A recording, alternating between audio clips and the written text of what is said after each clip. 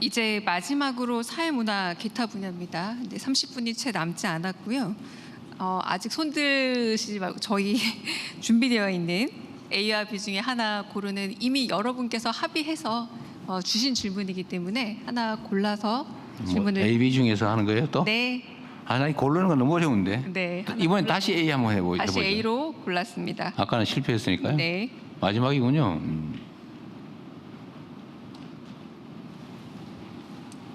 네, 정부조직법 개편안에 따라 검찰청 폐지와 수사 기소 분리라는 큰 틀의 합의가 이루어진 것으로 보입니다. 다만 경찰 조직의 비대화, 보안 수사권 폐지 등 우려도 있는데요. 이에 대한 보관이 있는지 대통령께서 직접 토론을 주재할 의향도 있으신지요?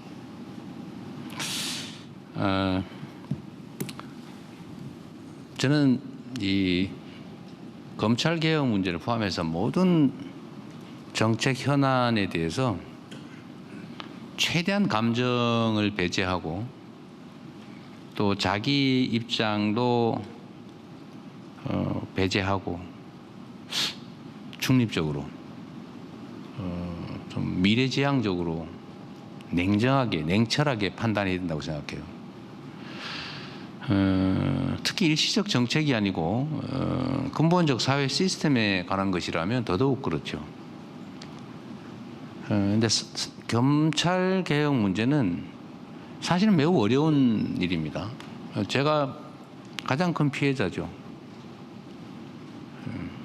근데 그 얘기하기 전에 제가 전에 저한테 불리한 거는 사실이 아닌 것도 막 엄청나게 언론이 막 쓰더니 요새는 그게 아니다라는 내용의 명백한 팩트가 나오도 언론에 안 나오대요. 저 외계인입니까? 물론 정치부 소관은 아니죠, 그게. 사회부 쪽이긴 할 텐데. 저는 그거 가끔씩 이상할 때가 있어요. 그래서 나도 대통령이 됐는데 원래 대통령 쪽 편도 들은 그런 거 아닌가요? 그래 좀 편을 들기는커녕 명백하게 과거에 그 엉터리 막 몇 년 동안 몇 개월 동안 막 그렇게 과격하게 허위 보도로 이렇게 제가 고생을 했는데 물론 국민들이 다 그걸 다 가려서 이렇게 대통령 자리로 보내주셨지만 그게 아니다라는 상반된 명백한 근거들이 나와도 이상하게 반응이 없어요. 약간 그건 조금 이상하긴 합니다. 기자회견이라고 하는 게 여러분 질문에 취조당하는 건 아니니까 저도 하고 싶은 얘기 좀 해도 되죠. 다시 원래로 돌아가서 그래서 검찰 제도를 개편하는 문제는 정말로 중요한 일이에요. 특히 이제 한 국가 공동체의 질서를 유지하는 최종 기구거든요. 엄청나게 중요합니다. 사람들끼리 막 싸우다가도 누군가 가려줘야 되는데 기준을 제시하고 규칙을 어겨서 누군가 피해를 입히면 누군가를 보내야 되는데 그 반대로 죄진 사람을 오히려 보호해가지고 억울한 피해자를 깜빵 보내고 나쁜 사람한테 돈 뜯게 해주고 이거 진짜 많아요. 무슨 뭐 투자하다가 사기 사건 이런 거 고소하거나 이러면 제 변호사 경험이면 저는 절대로 사기 사건이나 아니면 동업자 분쟁에서 절대 고소하지 말라고 하는 게 내 변호사 30년 가까이 하면서 철칙이었는데 절대로 고소하면 안 된다. 고소하면은 경찰, 검찰 손에 당신 운명을 맡기는 거다. 사건을 조작을 해가지고요. 지들 마음대로 막 뒤집어놔요. 그 결정문 오면 법원에서 그대로 판결해버려요. 절대로 그런 건 하지 마라. 그런데 우리가 사실은 가끔씩 보잖아요. 가해자가 이익을 얻고 피해자가 감옥을 가요. 진짜 많습니다. 그 말이 안 되잖아요. 이거 그런 세상 어떻게 살아요? 죽어야지. 그 죽는 사람 많아요. 사법제도 개편은 특히 검찰 개혁은 중요한데 일단 수사 기소 분리라고 하는 게 제일 중요한데 그건 했잖아요. 하기로 했잖아요. 그럼 그거 어디다 맡길 거냐? 경찰에 맡길 거냐? 행안부에 맡길 거냐? 법무부에 맡길 거냐? 경찰은 믿을만 하냐 그러면? 검찰이 사고를 엄청나게 쳐가지고 지금 수사권을 주면 안 되는 상황이 됐는데 그냥 검찰 안에서 내부 분리를 해야 되는 거 아니야? 수사하는 검사, 기소하는 검사를 칸을 착 쳐가지고 원래 이게 최초 논의 아니에요? 근데 이게 요새는 검사는 아예 사건 수사에 손도 대지 마 이렇게 됐어요. 이 가다 보니까 그것까지 간 거죠. 손도 대지 마 하다가 아예 관심도 갖지 마 이렇게 지금 가고 있어요. 보안 수사에 아예 눈도 대지 마. 그럼 그걸 다 경찰에 갖다 놓으면 어떻게 되냐. 뭐 이런 논란이 막 벌어지잖아요. 그래서 이거를 그냥 여기까지 수사와 기소를 분리한다. 행안부에 맡긴다. 법무부에 맡기면 다시 합체될 가능성이 있으니까 완전히 떼어놓자. 행안부로 보내버린다. 까지 이제 정치적 결정을 했으니까 그럼 그걸 또 구체적으로 수사가 부실하게 되지 않도록 엉뚱한 사람한테 죄를 뒤집어 씌우는 것도 나쁜 짓이지만 죄를 지은 사람이 처벌받지 않고 큰소리 떵떵 치게 방치하는 것도 그것도 또 문제예요. 그럼 그 문제를 동시에 해결하려면 아주 치밀한 장치가 필요하다. 아주 세밀한 검토, 논쟁, 그다음에 장치들. 이거는 감정을 완전히 배제하고 아주 논리적으로 치밀하게 전문적으로 검토하자. 정부가 주도하자. 전문가들한테. 근데 그 이 과정에서 야당 의견도 듣고 여당 의견도 듣고 피해자 의견도 듣고 검찰 의견도 듣고 뭐 다 들어서 논쟁을 통해서 문제를 다 제거하자. 그래서 제가 이런 얘기도 했어요. 구더기가 싫죠. 그 장독을 없애면 되겠냐. 장은 먹어야지. 구더기 안 생기게 아주 악착같이 막아야지. 아예 장을 먹지 말자. 장독을 없애버리자. 이러면 안 되지 않냐. 라는 게 제 생각입니다. 보안 수사 문제나 뭐 이런 것들도요. 그런 측면에서 정말로 진실을 발견하고 왜곡되지 않고 죄 지은 자는 처벌받고 죄 안 지은 사람은 억울하게 처벌받는 일이 생기지 않게 그리고 신속하게 이 문제를 해결할 수 있는 최적의 방안을 찾아내고 거기에 맞게 제도와 장치는 배치하면 된다. 그게 어떤 건지를 지금부터 1년 내에, 1년도 사실은 짧아요. 조직하고 분석하고 제도 만들고 공간 구하고 보통 일이 아닙니다. 어쨌든 1년 안에 해내야죠.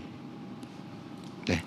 네, 이번에는 추첨을 하겠습니다. 네, 추첨해 주시면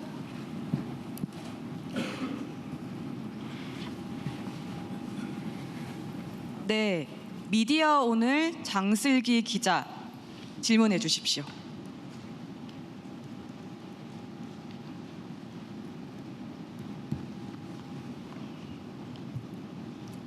안녕하세요. 저 미디어오늘의 장슬기입니다.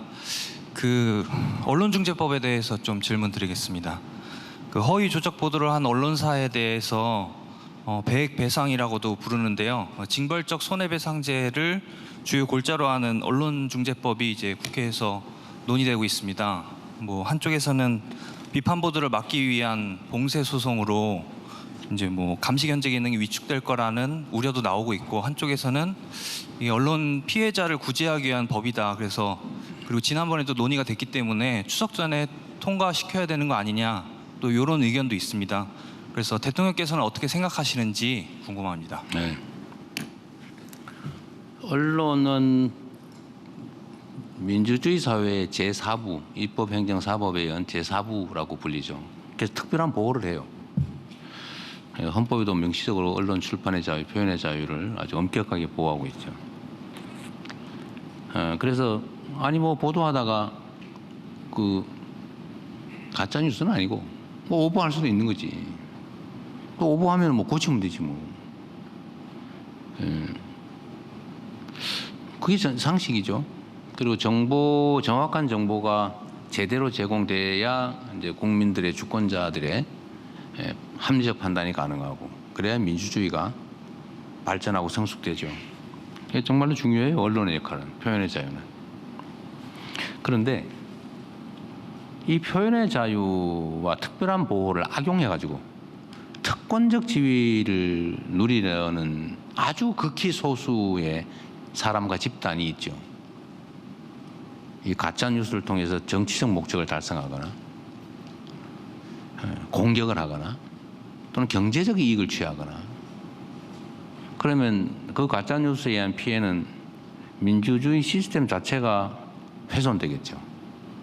또는 특정인 또는 특정 집단이 억울한 일을 당하겠죠.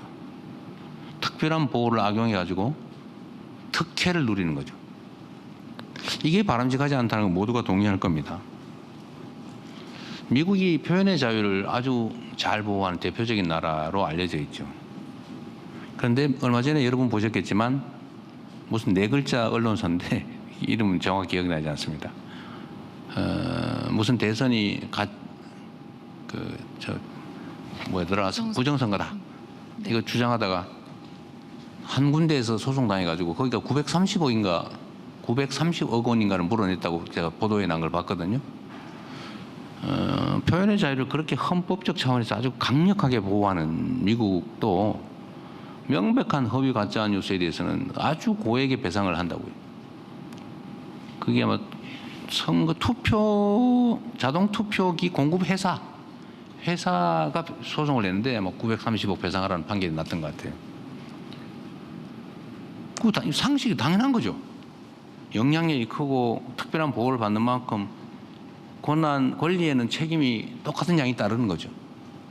그리고 사회적 정의 아닙니까? 그건 너무 당연한 거죠. 저도 사실은 엄청나게 많이 당했죠. 무려 우리 아들이 멀쩡하게 직장 다니고 있는데 무슨 화천대유 취직했다고 대서특필하는 바람에 아직까지도 직장을 못 얻고 있어요. 유명해져가지고. 그게 뭔 짓입니까? 나한테 물어봤으면 아니라고 그랬을 건데 물어보지도 않고 멋대로 일부러 그런 거죠. 나하고 화천대유 대장동 관계에 있는 것처럼 만들려고. 아들이 그 회사 취직했다고 이름까지 써가지고 아주 그냥 인생을 망쳐놨죠. 남의. 그럼 수없이 많아요 이런 거. 저는 책임을 물어야 되는데 형사처벌은 별로 효과가 없다. 그리고 언론만 이러는 게 아니다. 요즘은 언론 말고 무슨 유튜브 하면서 일부러 가짜 뉴스 해놓고 그거 막 관심 끈 다음에 슈퍼챗 받고 광고 조회수 막 올리면서 돈 버는 데 있잖아요. 법원에 재판 받으러 가면서 막 방송하면 막 몇천만 원 들어오고 좀 그러고 있잖아요. 그걸 가만 놔둬야 되냐. 저는 당에 지금 그 얘기를 계속 하는 중인데, 첫째로 언론만을 타겟으로 하지 마라. 안 그랬으면 좋겠다. 언론 탄압이라고 주장할 근거를 만들지 않냐. 그냥 누구든 돈을 벌거나 누군가를 해코지를 하거나 이럴 목적으로 악의를 가지고 일부러 가짜 정보를 만들어내거나 아니면 조작하거나 이러면 그거 배상해야 되는 거 아니냐. 언론이라고 특정하지 말자. 언론중재법을 건들지 말고. 배상은. 두 번째는 그 일부러 그런 거하고 실수한 건 다르다. 중대한 과실이든 말든 일부러 그런 게 아니면 중대한 과실을 징벌 배상할 일은 아니다. 내가 보기에는. 내 법률가적 양심으로 보건데. 그러니까 아주 나쁜 목적으로 악의를 가지고 엄격하게 하되 아주 배상액은 아주 크게 하자. 그러니까 규제 범위는 최대한 좁히되 명확하게 얘기에 들어오면 배상은 아주 엄격하게 해가지고 고의로 나쁜 의도를 가지고 일부러 그러는 거는 못하게 하자. 그리고 형사처벌보다는 돈을 물어내게 하는 게 훨씬 더 효과적이다. 라는 게 제 생각입니다. 그러나 뭐 제가 입법을 하는 건 아니니까 의견만 당에 그렇게 주고 있어요. 중과실은 대상으로 하지 말고 명백한 사안으로 제한하고 언론을 타겟으로 하지 말고 일반적 배상을 하게 하자. 라는 게 제 생각입니다. 너무 과격한가요? 매우 합리적이지 않습니까? 표정이 영 아닌데. 네. 네. 이번에도 제가 속도 조절에 그닥 성공적이지 못한 듯합니다. 알았어요. 네. 그 사회문화 기타 분야에도 사실 독립언론의 질의 영상이 따로 준비되어 네. 있습니다. 영상 시청 후 답변해 주시기 바랍니다. 안녕하세요. 기후생태 전문 비영리 독립언론 사라지구의 임병선 기자입니다. 사라지구가 취재하는 온배수 관련 문제에 대해 질문드리겠습니다. 발전소 냉각수에 사용되는 화학물질 배출 기준이 사실상 없고 수온 규제도 없어 어민들과 갈등이 수십 년간 지속되고 있습니다. 사실 과거에도 다른 대통령이 직권으로 이 문제를 해결하려 했으나 무산됐습니다. 온배수 문제 해결에 대한 대통령의 의지는 어느 정도인지 궁금합니다. 질문이 아주 간단하게 돼서 아주 간단하게 얘기할 수 있을 것 같은데 그러니까 열심히 하겠습니다. 네, 이거 뭐 할 일이 이게 있긴 한데 다른 질문도 해야 된다고 했어요. 어쨌든 수온 규제, 발전소 수온 규제 때문에 규제가 없다 보니까 이제 어민들 피해가 있고 그러니까 생태계가 바뀐 거겠죠. 그래서 뭐 배상 판결도 나고 막 그러던데 어쨌든 뭐 근본적으로 배출 온도 또 배출 물질 규제는 좀 필요할 것 같아요. 뭐 질문도 하신 것도 있고 또 뭐 제가 다른 루트로 이 얘기도 들은 게 있어서 한번 점검해 보겠습니다. 네, 이제 제가 좀 지목을 해서 질문을 좀 받아보겠습니다. 일단 그 총간사이신 심원기 간사 질문을 제가 하나 받아볼까요? 네. 네, 감사합니다. 그 대통령님 오늘 주식 시장 얘기 말씀 많이 하셨는데요. 그 국내 주식 정상화를 위해서는 국민연금, 연기금을 활용한 좀 활성화 방안이 필요하다는 의견이 있는데 이에 대해서 어떻게 생각하시는지 여쭙고 싶습니다. 네. 여하튼 국내 주식이 매우 저평가되어 있는 건 사실이고 우리 국민들이 국내 주식시장을 매우 불신하는 것도 사실이고 최근에 국내 주식시장에 대한 신뢰가 조금씩 생겨나고 그 신뢰가 생겨나는 만큼 이제 주식시장이 정상화되고 있는 거죠. 다는 아니고 일부 정상화되고 있습니다. 또 하나 우리 국내 주식시장이 저평가되는 이유 중에 하나는 이제 뭐 수요 부족일 수도 있어요. 그 중에 하나 드는 게 예를 들면 왜 국내 연기금들은 국내 주식 투자 비중이 그렇게 낮으냐? 왜 외국 주식만 잔뜩 사냐? 그 문제 제기를 해요. 그래서 제가 물어봤어요. 어디에? 왜 그러냐? 진짜 나도 이상하다. 그랬더니 이유가 그렇게 설명하더라고요. 막 꽤 뭐 그럴듯하게. 일정 시기 한 20, 30년 후라고 그러더라고요. 한 30년 뭐 이 정도 후에 인구 구조 변화 때문에 이제 연금의 수입보다 지출이 많아지면서 연금 기금 잔고가 줄어드는 상황이 곧 온다. 이렇게 쭉 늘어나다 이제 줄어드는 상황이 온다. 수입보다 지출이 많아지는 시기. 그러면 불가피하게 현금화를 위해서 주식을 팔아야 되는 시기가 오는데 그때 국내 주식을 팔면 주가가 폭락할 염려가 있기 때문에 팔아야 될 주식을 아예 안 산다 이렇게 얘기를 하더라고요. 뭐 엄청난 결단 같지 않습니까? 그래서 제가 어제 주식을 하는 사람이에요. 하던 사람이라서 그래서 생각을 해봤어요. 그거 뭐 그럴듯해 보이긴 한데 아니 그건 30년 후의 일이기도 하고 그러면 그 전에 주가가 오를 거 아니에요? 내린다는 얘기는 오른다는 얘기잖아요. 꼭 올랐다 내려서 안 산 상태가 되면 손해 아닌데? 그럼 2, 3년, 10년 동안 최소한 주가는 올라 있을 거 아니에요, 그러면? 아니, 이론적으로 그런 식으로 따지면. 그래서 제가 이해가 안 되더라고요. 나중에 현금화, 기금이 줄어들 경우에 현금화를 위해서 주식을 팔아야 되니까 그때 안 팔기 위해서 지금 안 산다. 그런 논리예요. 제가 나중에 기회가 되면 연기금 운영 담당자한테 직접 한번 물어보려고 그래요. 진짜냐고? 제가 보기에는 좀 이해가 안 돼요. 그래서 국내 연기금이 아마도 저는 그것보다는 국내 주식시장에 대한 불신 때문에 그런 게 아닌가 싶어요. 사실은. 말은 그렇게 하지만. 그래서 국내 주식시장에 대한 불신 요소를 최소화해야죠. 제가 말씀드렸는데 이건 저는 원래 말한 건 꼭 지킵니다. 왜냐하면 그래야 제 말에 권위가 생기거든요. 그래서 제가 지시한 것도 꼭 챙겨요.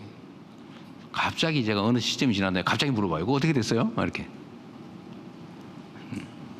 이거 주식시장도 어떤 주가 조작 뭐 이런 거 뭐 이상한 부정 공시 이런 거 하는 거는 제가 말씀드린 대로 아주 엄격하게 이제 처벌해서 주가 조작하면 패가망신한다. 확실히 보여주려고 합니다. 진짜 그래 될 거예요. 지금 시스템들이 아주 잘 갖춰지고 있습니다. 아주 합동조사본부도 잘 만들어져서 거의 실시간 점검하고 발견되면 신속하게 처벌하고 그리고 저것도 하라고 해놨어요. 지금 주가 조작을 해서 이익 본 것만 이제 몰수하는데 주가 조작에 투입된 원금까지 싹 몰수하게. 이미 그 제도가 있는데 너무 잔인하다고 안 한다 하더라고요. 그래서 제가 그거 다 적용하라고 했습니다. 앞으로는 이익이 안 나더라도 주가 조작에 투입된 원금을 다 몰수한다. 이 방송 보시는 주가 조작 사범 여러분, 앞으로는 조심해서 하지 마세요. 네. 정말 마지막 질문 하나 받고 끝내겠습니다. 저한테는 좀 정면 좀 더 하세요. 네, 조금 더 갈. 여러분이 괜찮으시면. 네, 저기 끝에서 세 번째 계시는 앞에 제가 표를 보니까 박훈상 기자신 것 같은데요. 네네. 예, 동아일보 박훈상입니다. 그 환경부가 산업통상자원부로부터 에너지 정책과 국내 원전 정책을 넘겨받아 기후환경에너지부로 확대 개편하면서 신규 원전 건설이 축소되고 수출 경쟁력도 약화될 것이라는 우려가 나옵니다. 그 김성환 환경부 장관도 신규 원전 증설은 공론을 듣고 판단해야 한다는 의견도 있다고 공개적으로 밝히면서 탈원전 해기가 아니냐는 우려도 나오고 있습니다. 대통령님의 생각이 궁금합니다. 네, 저도 이 기사를 봤는데 제가 안 그래도 김성환 장관한테 물어보려고 그래요. 근데 내용을 자세히 보면 이제 안 한다는 얘기가 아니고 데이터 센터에 예를 들면 인공지능 적용하거나 데이터 센터를 설치하거나 이런 데 엄청난 전력이 필요하다. 그러니까 원자력 발전소가 필요하다. 이렇게 얘기하잖아요. 그렇기도 하죠. 근데 이거 기본적으로 맹점이 있어요. 원자력 발전소 짓는데 최하 15년 걸립니다. 원자력 발전소 짓는데 15년 걸리고요. 원자력 발전소 지을 데가 없어요. 딱 한 군데 있어요. 지으려고 하다가 안 돼. 그것도 한 개 있어요. 근데 거기도 지어서 실제 가동하려면 15년 걸려요. 15년. 지금 SMR이라고 이제 소형 원전, 소형 모듈러 원전이라고 그러죠. 그건 기술 개발은 아직 안 됐죠. 근데 지금 당장 엄청난 전력이 필요한데 그 전력을 가장 신속하게 공급할 수 있는 에너지 시스템은 태양광, 풍력 같은 재생에너지입니다. 화석 에너지를 쓰려고 그러면 그건 이제 소위 탄소 제로, NDC 이런 것 때문에 추가로 화력 발전소 건설할 수가 없어요. 현실 실현 가능한 방법은 재생에너지예요. 풍력, 태양광. 그래서 거기 우리는 집중할 거고 이제 거기 태양광, 재생에너지 산업을 이제 대대적으로 키워야죠. 인프라도 깔아야 되고 전력망도 깔아야 되고. 김성환 의원은 그 얘기를 한 거예요. 이게 저는 아까도 말씀드렸지만 무슨 정책을 놓고 이념 전쟁을 하면 안 된다. 저는 철저히 실용주의자인데 저도 안 그러겠지만 상대 쪽도 안 그랬으면 좋겠어요. 깨놓고 한번 얘기를 합시다. 10년 지금 당장 시작해도 10년이나 돼야 질동말동인데 그게 대책입니까? 지금 당장 풍력 발전에 뭐 태양광 이건 1, 2년이면 되는데 그걸 대대적으로 건설해가지고 그 방향으로 가야지. 무슨 원전을 지어요. 그 얘기를 한 거예요. 저는 에너지 믹스가 필요하다고 생각하죠. 원전도 있는 거 써야죠. 그래서 뭐 가동기간 지난 것도 안전성이 담보되면 확인되면 뭐 연장해서 쓰고 짓던 거 잘 짓고. 그래서 이게 원자력과 재생에너지를 합리적으로 섞어서 쓴다라고 하는 에너지 믹스 정책은 변한 게 없어요. 똑같아요. 그리고 뭐 SMR 그다음에 원전 뭐 2기든가 그거 하는 전기 기본계 뭐 그걸 제가 당에 있을 때도 뭐 한다니까 하라고 그러세요. 뭐 그 싸울 일이 뭐 있습니까? 되지도 않을 거. 그래서 그때 통과된 거예요. 그러니까 보고하고 끝났죠. 안 한다는 건 아니고 그냥 원래 계획대로 그냥 하면 되지. 이걸 뭐 지금 당장 할 거냐, 당장 하면 될 걸 안 하는 것처럼 그렇게 얘기하는 것도 문제고, 현실을 정확하게 놓고 가능한 부지가 있고 안전성이 확보되고 하면 하겠지만 내가 보기에는 거의 실현 가능성이 없어요. 어디다 질 건데요?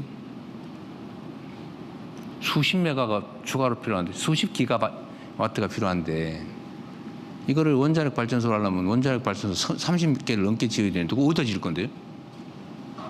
그 엄청난 에너지 요구량을 결국은 재생에너지로 갈 수밖에 없어요. 빨리 그걸 대비해야지. 탈원전이냐 감원전이냐 에너지 믹스냐 이런 거 가지고 왜 싸웁니까? 그냥 필요하면 하고 안전성을 확보하고 안전성 확보 안 되면 안 하고 열심히 노력해보고 실용적으로 그랬으면 좋겠습니다. 그리고 기후에너지부 얘기도 그런 논란이 있던데요. 야, 환경부가 에너지를 담당하면 그게 되겠냐? 이렇게 얘기하더라고요. 결국은 문제들이 생기는 거 아닐까? 그런데 반대로 한번 생각해 보세요. 기후에너지부를 만들어서 환경부를 갖다 붙였다고 볼 수도 있는 거잖아요. 그거 뭐 생각하기 나름이죠. 환경부에다 그걸 떼다 붙였는지 기후에너지부를 만들어서 환경부하고 합친 건지 그거 어떻게 구분합니까? 그리고 결국은 그 안에 소위 지능부서, 그러니까 에너지부, 에너지 차관, 환경부서, 규제부서, 환경 담당 차관, 이 한 부서 안에서 막 갑론을박 해가지고 정책을 결정하는 거하고 아예 독립부서가 돼가지고 서로 말도 안 하고 이러는 거하고 어떤 게 낫습니까? 심지어 그 얘기도 하던데 국무총리가 뭐 권한이 커져서 좋겠다 뭐 그런 얘기도 하던데 원래 각 부처는 국무총리가 통할하는 겁니다. 그 중에서 기재부에서 예산처를 띄어가지고 총리 산하로 만드나 총리 지휘를 받는 기재부 안에 예산실이 있으나 뭔 차이가 있어요? 예, 그거를 분절적으로 대립적으로 보지 않으면 좋겠다는 생각이고요. 모든 국정은 최종적으로는 대통령 관할 하에 전부 다 피라미드처럼 되어 있는 거예요. 어디서 갈라지느냐? 그럼 여기서 부처 안에서 갈라질 수도 있고 부처 단위로 갈라질 수도 있고 대통령 안에서 통합될 수도 있는 거죠. 오히려 저는 에너지 분야는 내부 토론을 통해서 문제를 해결하는 게 더 낫겠다. 시간 절약을 할 수 있다는 생각이 듭니다. 예를 하나 들면요. 우리가 전기차를 많이 쓰자고 전기차 보조금을 줬죠. 여러분도 아마 보조금 받아 샀을 거예요. 그 예산이 몇조 원씩 들어갔어요, 1년에. 근데 그걸 환경부가 관할을 했는데 산자부가 한 게 아니고 환경부가 했어요. 뭐 환경과 관련이 있으니까. 어떤 일이 벌어졌냐. 실제 우리나라에서 벌어진 일이에요. 몇 년 동안 지금. 그게 국가가 보조금을 주고 전기차를 진흥을 하면 국내 전기차 업체가 혜택을 보고 전기차 업체가 발전해야 되잖아요. 그런데 어떻게 됐냐 결론은 중국 버스 전기차 업체가 싸그리 국내 전기차 업체를 다 먹어버렸어요. 국내 전기차 업체는 다 사라졌어요. 왜 그렇게 됐겠습니까? 환경부가 국내 산업 발전 생각을 안 하고 그냥 환경 보존 측면만 생각하면서 예산을 집행한 거예요. 산자부는 당연히 그걸 지적을 했어야죠. 아, 이거 이래 하면 안 되고 국내 산업, 국내 전기 버스에 더 혜택을 주고 이런 걸 해야 된다고 주장을 했어야 되잖아요. 뭐 했는지 안 했는지 모르겠는데. 그래서 국무회의에서 막 서로 싸우면 대통령이 조정해가지고 아, 야, 그 국내 버스 전기에 혜택을 주든지 해라 라고 했어야죠. 결국 뭐 어떻게 했는지 모르겠지만 그냥 돈을 수조 원을 십수조 원 들었을 거예요. 그래서 중국 전기버스 업체만 배부르게 됐죠. 국내 전기버스 업체 다 사라졌어요. 이렇게 놔두면 안 되죠. 차라리 재생에너지 담당 부서와 환경부서가 그 안에서 치열하게 토론해야죠. 그랬으면 이 일이 안 벌어졌을 겁니다. 그래서 제가 노동부 장관은 노동자에게, 산업부 장관은 사장에게 지금 이렇게 해놨잖아요. 걱정 많이 했어요, 사람들이. 싸우면 어떡할 거냐고.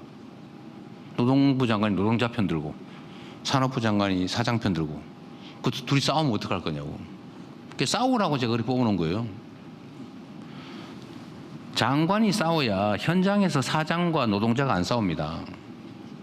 그런데 노동자가 사용자 편 드는, 참 노동부 장관이 사용자 편 들고 산업부 장관도 사장 편 들고 지금 그랬잖아요.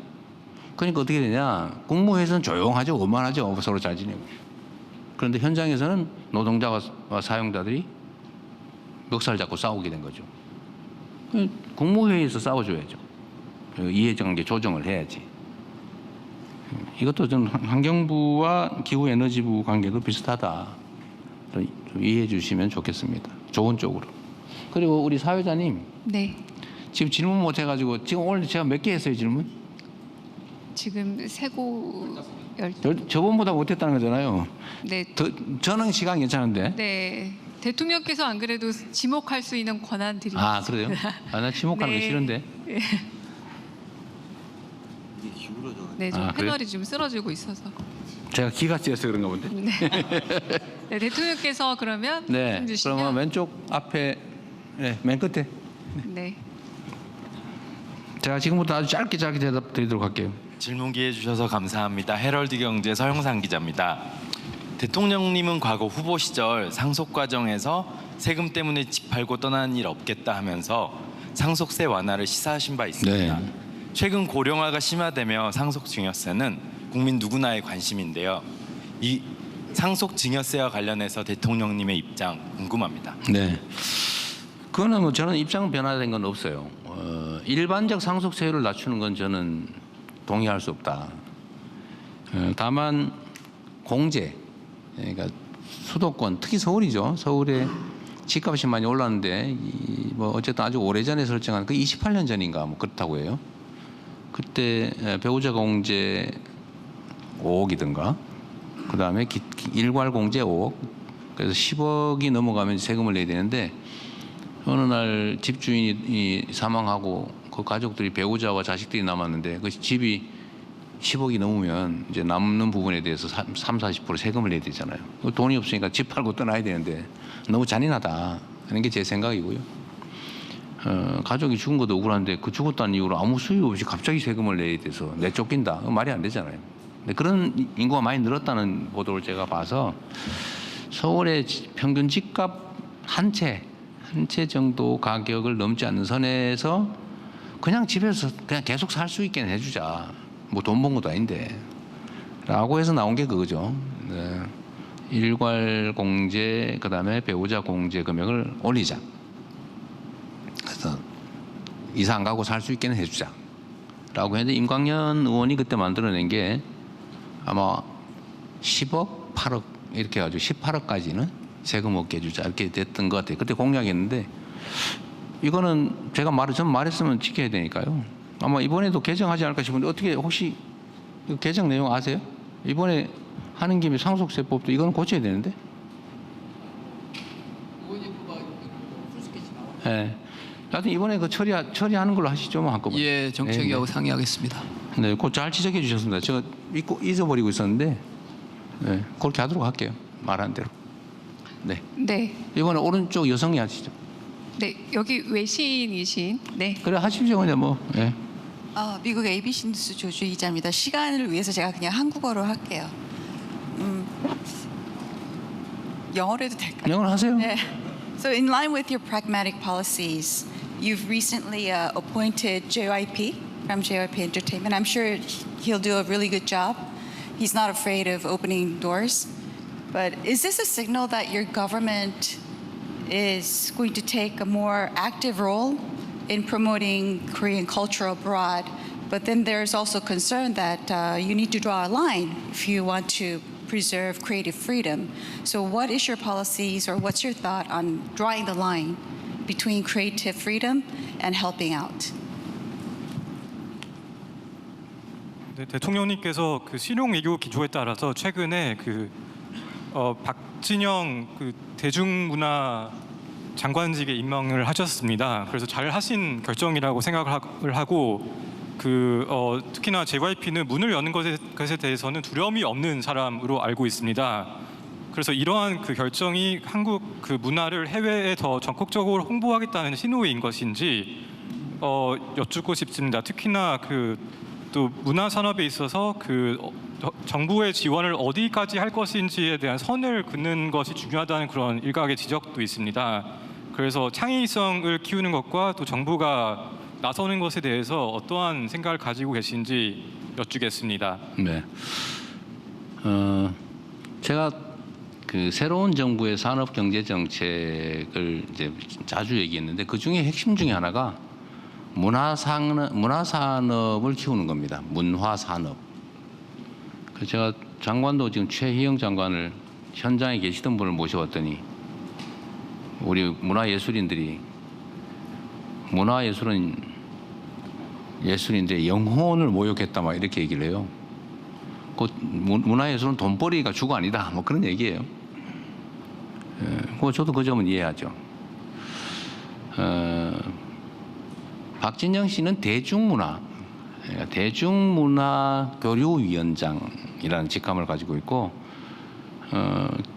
기존에 있던 문화예술 창달을 위한 문화예술위원회 이런 건 별도로 실제로 계속 활동할 겁니다. 순수예술, 창작활동, 문화예술인에 대한 지원은 대폭 확대할 거고요. 이번에 확대했고요. 다만 이거를 산업화해서 세계로 진출하는 문제는 또 다른 문제죠. 마침 대한민국이 가지고 있는 여러 장점들이 있는데 그 중에 하나가 저는 문화 역량이라고 생각합니다. 김구 선생이 얘기했던 거죠. 그리고 대한민국 국민들의 문화 역량은 제가 그 책을 잊어버렸는데 옛날 수천 년 전 중국 역사서에 나오죠.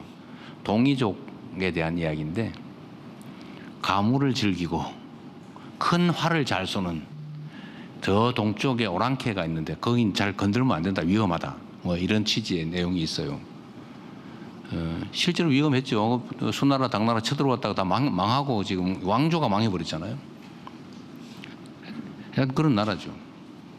지금도 그 문화 역량은 뛰어나고 온 종교가 이렇게 다양하게 거의 대등하게 분점하고 있으면서 싸움 안 난 나라가 세계적으로 잘 없어요.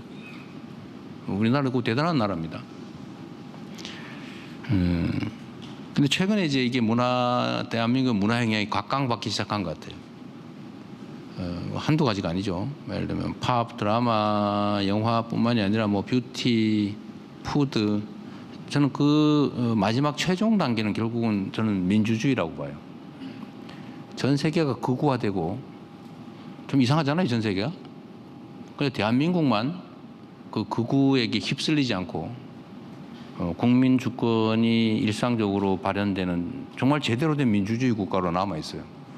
그것도 폭력화되지 않고 아름다운 응원봉으로 국가 내란 사태를 이겨내는 세계사에 없는 일을 해내잖아요.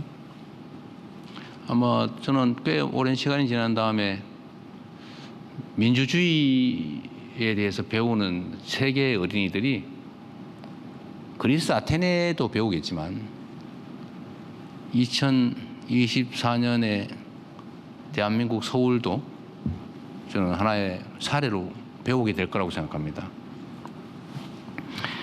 대한민국의 문화 역량을 산업으로 발전시켜서 우리 국민들이 먹고 살 길을 만드는 것도 중요한데 박진영이라는 사람이 그 측면에서 뛰어난 기획가예요. 다행히 맡아주시겠다고 했는데 거기는 주로는 문화의 산업화, 문화의 글로벌 진출 거기에 주력하게 될 거고 국내 문화예술 창달 지원은 또 다른 영역에서 맡게 될 겁니다. 저는 꽤 많은 성과를 낼 거라고 보고 기대를 크게 가지고 있습니다. 네, 지금 사실상 방송 같은 경우는 편성의 문제가 좀 있고요. 편성해야 된다고. 네, 여기 편성 우리 네. 여기 뒤에 흰 옷 입으신 분 하시죠. 정말 마지막 질문으로 네. 받고 아니 최소한 저번 숫자는 넘겨야지. 숫자 넘겼습니다. 이미. 넘겼어요? 네, 알았어요. 네. 마지막 질문 받겠습니다. 네. 감사합니다. 안녕하세요. 저는 신화일보의 김가혜 기자라고 합니다. 대통령님, 저는 여사님 관련해서 좀 여쭙고 싶은데요. 대통령님께서는 과거에 그 국가 지도자, 배우자의 역할이 매우 중요하다라는 말씀을 하신 적이 있는데요. 그렇다면 그 대통령께서 생각하시는 김혜경 여사님의 역할이나 이런 것들이 있다면 궁금합니다. 무지하게 조심스러운 주제인데요. 제가 요새 조마조마해요. 제 아내도 뭐 그렇게 막 대외 활동을 좋아하는 사람도 아니고, 그래서 또 다니면 우리 국민들 일부에게는 약간의 위안이 되거나 뭐 그런 도움이 되는 측면도 있는 것 같습니다.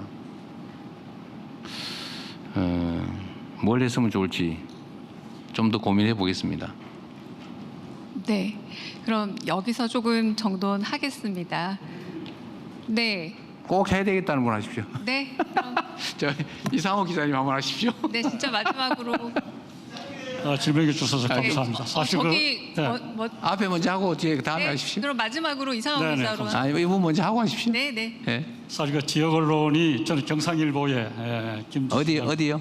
산업수도 울산에 김두석인데 오늘 그 질문을 많이 해주셨는데 지역 언론이 40개 언론사가 대통령이 출입을 하고 있습니다. 그래서 오늘 지난번에는 질문 주셔서 감사합니다만은 사실 대통령께서 취임 이후에 제일 먼저 울산을 방문하셔가지고 대한민국 경제중심부에 대해서 관심을 많이 주셨습니다. 이어서 호남도 가시고 충청, 강원까지 이렇게 배도를 하셨는데 특히 지역 경제에 대해서 관심을 많이 갖고 계시는 대통령께서 취임 100일을 맞이해서 앞으로 우리 대한민국의 지역의 발전과 경제에 대해서 어떻게 구상하고 계시는지 이 자리를 빌어서 말씀해 주시면 감사하겠습니다. 고맙습니다.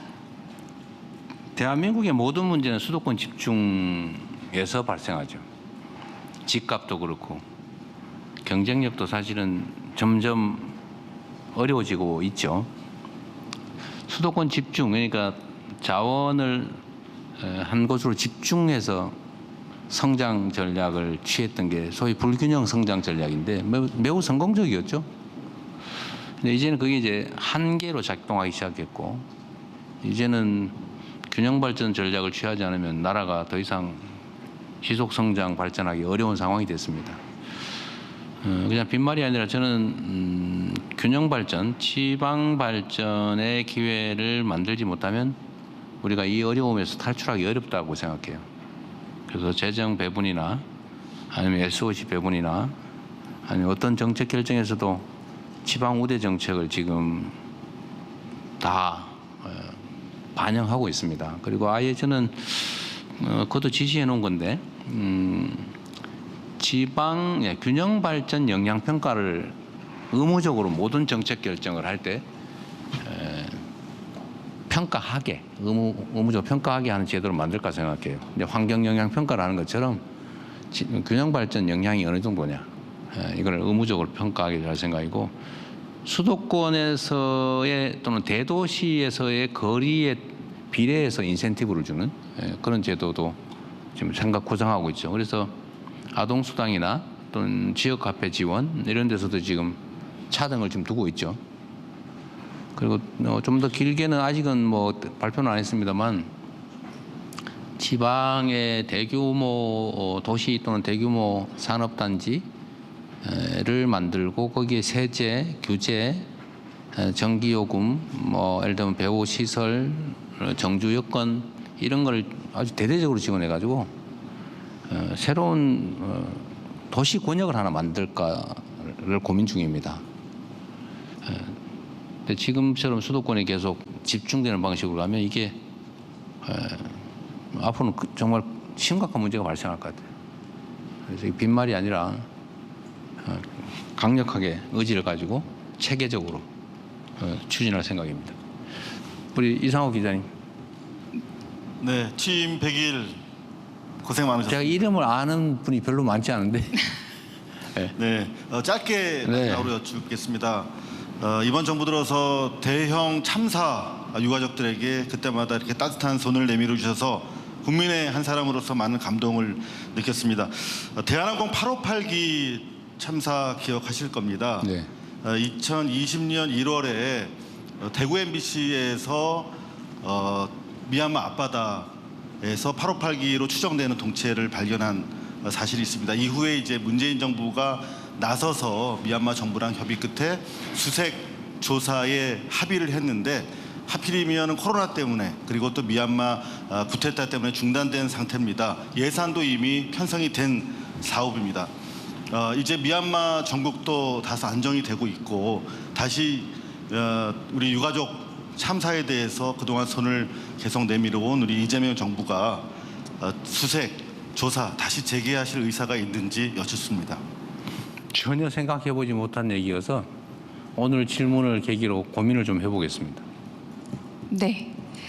그럼 이것으로 아쉽지만 질의응답 시간은 마치도록 하겠습니다. 참 전에 조만간 또 우리가 해외 출장을 같이 가게 되는데 그 동반 수행 기자분들 비용이 너무 비싸던데요. 이번엔 2천만 원 가까이 된다고? 그게 또 물가 영향과 환율 영향도 없지 않아 있습니다. 네. 여러분들 돈 많으신 것 같아요. 근데 너무 심한 것 같은데 그거? 하여튼 저희가 고민을 좀 해보겠습니다. 합법적인 범위 내에서.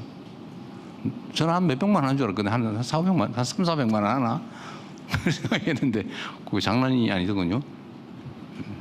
그건 제가 대변인한테 검토하라고 시켜놨습니다. 네, 검토 중입니다. 검토 중. 빨리 검토하십시오. 네, 알겠습니다. 네, 그리고 마지막으로요. 제가 뭐 마무리 발언 이런 것도 있는데 제가 안 해도 되고 그 틈을 여러분들한테 좀 드리도록 하겠습니다. 네, 맨 뒤에 줄에서 누구 하나 하겠습니다. 이 줄에 맨 뒤에 연합뉴스 설승 기자 말씀하시는 건가요? 아니, 저기 제일 뒤에 말씀. 아니 오른쪽에 오른쪽에. 네, 이 줄에 맨 끝에. 네. 안녕하세요. 저 한겨레 엄정 기자입니다.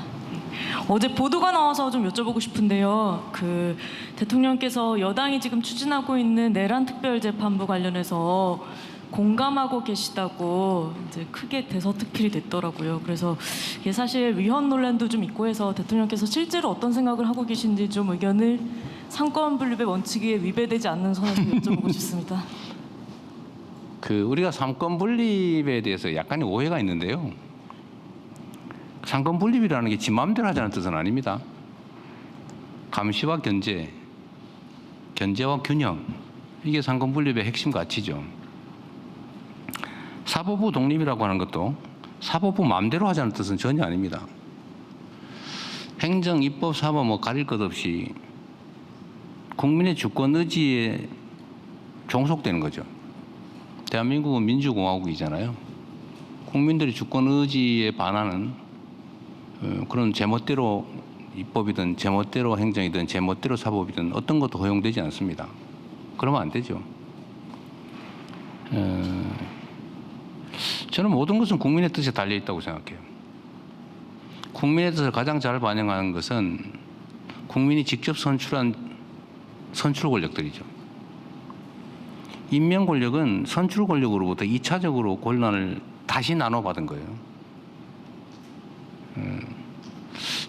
그래서 대한민국에는 이 권력의 일종의 서열이 분명히 있습니다.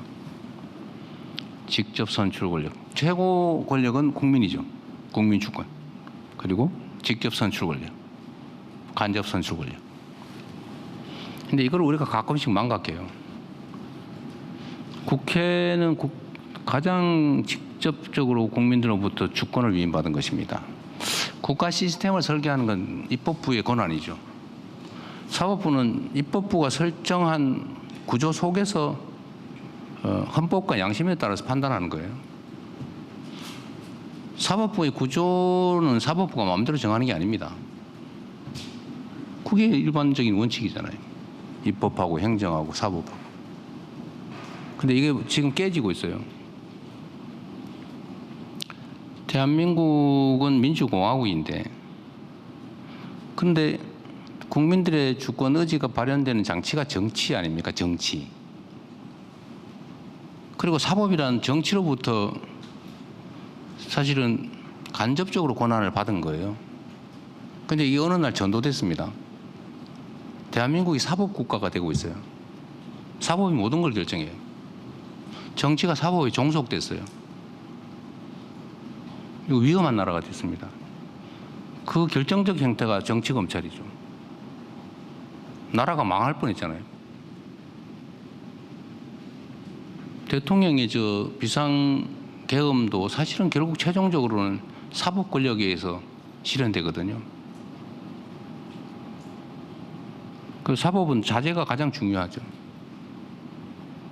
절제, 자제가 사법의 가장 큰 미덕이죠.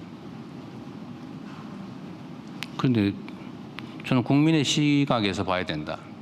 그리고 국민의 시각에서 또는 국민이 요구하는 제도, 시스템, 이거는 존중돼야 되는 거죠. 가장 최종적으로 강력하게 존중돼야 될 게 바로 국민의 주권 의지다. 국민의 뜻이 정말로 중요하다고 생각합니다. 위헌 얘기하던데 그게 뭐 위헌이에요? 그렇게 논쟁을 하면 안 된다는 거예요. 헌법에 그래 돼 있죠. 판사는 대법관이 임명한다. 대법원을 최종심으로 한다. 그렇게 돼 있어요. 그렇게 하면 되잖아요. 거기에 어긋나면 모르겠는데, 그게 아니면 입법부를 통한 국민의 주권 의지를 존중해야죠. 내용이 뭐가 될지 저는 모르겠어요. 그러나 저는 행정을 하는 사람으로서 대한민국을 대표하지 않습니까? 그리고 국민들로부터 집행 권한을 위임받은 사람이죠. 그래서 입법이든 사법이든 정도에서 벗어나지 않게 하는 것도 제 역할이라고 보기 때문에 입법부와 사법부가 이 문제로 다투면 저도 의견을 낼 수는 있죠. 나갔죠. 그래서 말씀드리는 겁니다. 국민의 주권 의지가 가장 중요하다. 이걸로 마치도록 하겠습니다.